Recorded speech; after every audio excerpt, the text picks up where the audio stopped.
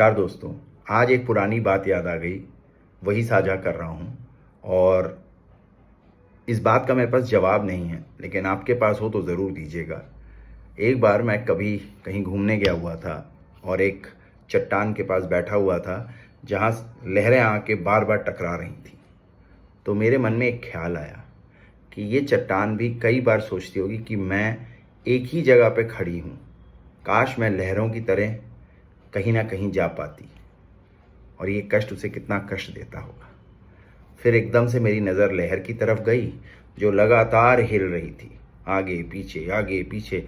मैंने कहा इसके मन में भी ये सोच चल रही होगी कि काश मुझे भी कहीं कहीं तो स्थिरता मिल जाए, कहीं तो मैं थोड़ी देर रुक के सांस ले सकूं, लेकिन लगातार ऊपर नीचे ऊपर नीचे।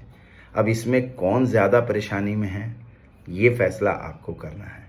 लेकिन इन दोनों परिस्थितियों को देखकर मुझे एकदम से ख्याल आया कि शायद हमारी इंसानी फितरत भी कहीं ऐसी तो नहीं कि जो है हमारे पास, जैसे कि किसी को बहुत नींद आती है तो वो परेशान है, मैं उठ नहीं पाता वक्त से।